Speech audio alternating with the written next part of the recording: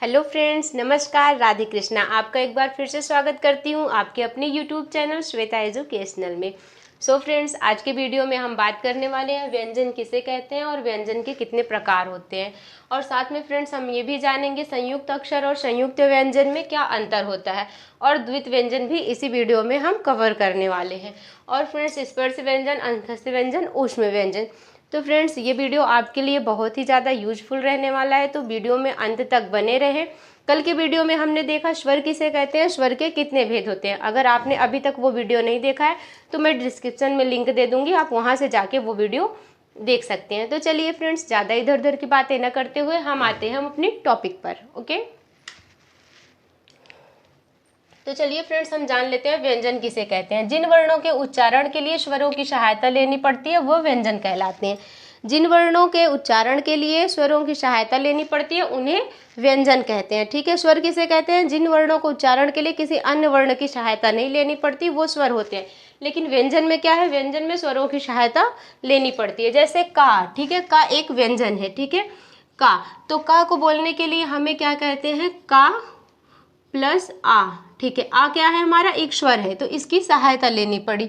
ठीक है, जिन वर्णों को बोलने के लिए स्वरों की सहायता लेनी पड़ी वो व्यंजन कहलाते हैं। ठीक है, इनकी संख्या, व्यंजनों की संख्या जो होती है दोस्तों 33 होती है। ठीक है, प्लस दो डा और ये ढा, इनको मिला के कितनी हो जाती है, 35। ठीक है, व्यंजनों की कुल संख्या 33 होती है, परंतु इन दोनों को मिला के 35 हो जाती है। ओके, आइए देख लेते हैं व्यंजन के कितने भेद होते हैं। तो व्यंजन के फ्रेंड्स 3 भेद होते हैं। एक हो गया हमारा स्पर्श व्यंजन, दूसरा हो गया अंतस्थ व्यंजन, और तीसरा हो गया हमारा ऊष्म व्यंजन। ओके, चलिए आगे हम देख लेते हैं स्पर्श व्यंजन किसे कहते हैं।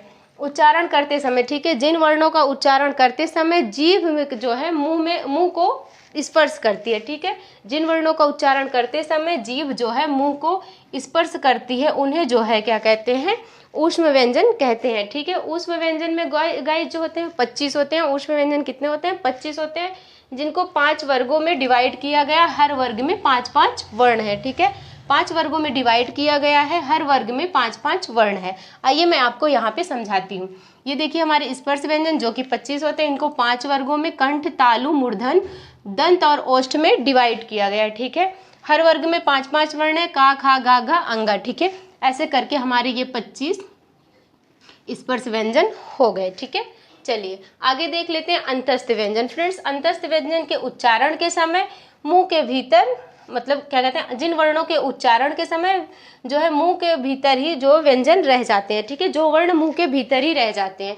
अंतस्थ व्यंजन ऐसे व्यंजन होते हैं जिनको उच्चारण करते समय जो है वर्ण मुंह के भीतर ही रह जाते हैं, वो हमारे अंतस्थ व्यंजन कहलाते हैं। अंतस्थ व्यंजन फ्रेंड्स 4 होते हैं। कितने होते हैं, 4 होते हैं, या, रा, ला, व। ठीक है, आप याद रखिएगा, ये हमारे चारों जो होते हैं अंतस्थ व्यंजन होते हैं। ओके, चलिए आगे देख लेते हैं हमारा ऊष्म व्यंजन। ऊष्म व्यंजन फ्रेंड्स क्या होता है, जिन वर्णों का उच्चारण करते समय हवा मुंह के विभिन्न भागों को स्पर्श करती है। क्या करती है, हवा मुंह के विभिन्न भागों को स्पर्श करती है और सांस में गर्मी पैदा करती है। ठीक है, और सांस में गर्मी पैदा करती है, वो होता है हमारा ऊष्म व्यंजन। ऊष्म व्यंजन फ्रेंड्स वो भी 4 होते हैं। ठीक है, कौन कौन से, शाखा, सा, हा। ठीक है, कौन कौन से होते हैं, शाखा, सा, हा। आप बोल के देख लीजिए, शा, खा, शा, हा।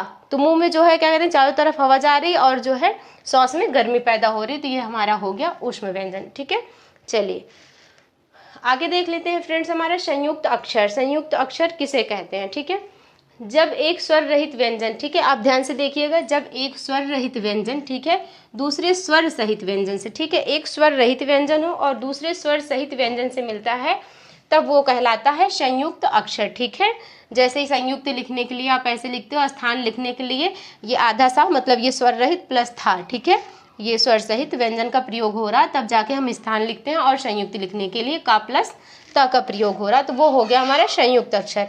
इधर देख लेते हैं फ्रेंड्स हमारा संयुक्त व्यंजन। संयुक्त व्यंजन क्या होता है, संयुक्त व्यंजन हमारे होते कितने हैं, 4 होते हैं। कौन कौन से, छत्रंग, ज्ञ। ठीक है, ये हमारे जो होते हैं संयुक्त व्यंजन होते हैं। ठीक है, तो संयुक्त व्यंजन हमारे कितने हो गए, 4 हो गए। और संयुक्त व्यंजन और संयुक्त अक्षर में अंतर क्या है? तो सबसे पहले हमने जान लिया कि संयुक्त अक्षर किसे कहते हैं। अब हम जानते हैं संयुक्त व्यंजन। संयुक्त व्यंजन ऐसे होते हैं फ्रेंड्स, जब दो व्यंजन आपस में मिलकर किसी नए वर्ण का निर्माण करते हैं। क्या होते हैं संयुक्त व्यंजन? जब दो व्यंजन आपस में मिलकर किसी अन्य वर्ण का निर्माण करते हैं तो वो संयुक्त व्यंजन कहलाते हैं। लेकिन जब एक स्वर रहित व्यंजन एक स्वर सहित व्यंजन के साथ मिलता है तब संयुक्त अक्षर होता है। ओके, अब हम यहाँ पे देख लेते हैं ये क्या कहते हैं, छत्र ज्ञ और श्रा किससे मिलके बना है? ये हमारे चारों जो है संयुक्त व्यंजन है। तो का प्लस सा से मिलके बना है हमारा छत, ता प्लस रा प्लस आ से मिलके बना है हमारा त्रंग, और जा प्लस ञ प्लस आ से मिलके बना है हमारा ये ज्ञ, और श्रा बना है सा रा और प्लस आ से मिलके बना। अगर आपको ऑप्शन में आ ना मिले, ठीक है, अगर आपको ऑप्शन में आ ना मिले तब प्लस रा या फिर जा प्लस ञ या फिर सा प्लस रा दिया रहे तब भी आप जो है आपका ये ऑप्शन करेक्ट होगा। ठीक है, आ एक ऑप्शनल है, हो सकता है ऑप्शन में दिया भी रहे ना भी दिया रहे। अगर दिया है तो आप टिक कर दीजिए, नहीं दिया है तो कोई मैटर नहीं डिजर्व करता। ओके, चलिए अब ये हमारा टॉपिक क्लियर हो गया। अब यहाँ से हम देखते हैं फ्रेंड्स द्वित व्यंजन क्या होता है। ठीक है, द्वित व्यंजन किसे,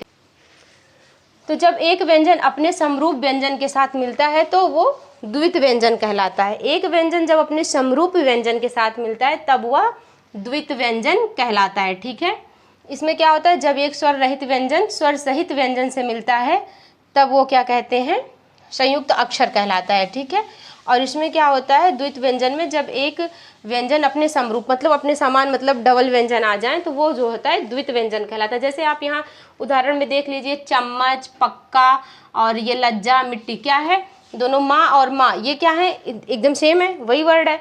तो समरूप व्यंजन मिलते हैं तो उसे द्वित व्यंजन कहते हैं। और का से लेके पा वर्ग तक मतलब यहाँ से लेके यहाँ तक के वर्ग का, पांचों वर्ग का जो है दूसरा और चौथा, दूसरा मतलब क्या कहते हैं खा और चौथा मतलब घा, दूसरा चौथा। ठीक है फ्रेंड्स, तो ये जो होते हैं इनका द्वित नहीं हो सकता, मतलब खा के साथ खा का मतलब कभी ऐसे नहीं लिख सकते आप। ठीक है, तो एक मिनट फ्रेंड्स, ऐसे कभी आप खा के साथ खा का द्वित नहीं कर सकते। जैसे इसमें देख लीजिए सज्जा, ये आप कर सकते हो। ठीक है, सज्जा कर सकते हो, रस्सी, ठीक है, रस्सी कर सकते हो, लेकिन आप इसका क्या कहते हैं चौथे और दूसरे का द्वित नहीं कर सकते। जैसे ये देख लीजिए आप झा का, ये ऐसा, एक मिनट फ्रेंड्स यहाँ लिख देती हूँ, इसका देखिए, इसका आप कभी जो है द्वित नहीं कर सकते हैं। ओके, चलिए, तो फ्रेंड्स आपने पूरा देख लिया। आपने क्या देखा, व्यंजन किसे कहते हैं, व्यंजन के भेद कितने होते हैं, स्पर्श व्यंजन 25 होते हैं, अंतस्थ व्यंजन 4 होते हैं, ऊष्म व्यंजन 4 होते हैं, संयुक्त व्यंजन 4 होते हैं, और संयुक्त अक्षर किसे कहते हैं, द्वित व्यंजन क्या है और द्वित व्यंजन के उदाहरण। तो फ्रेंड्स आप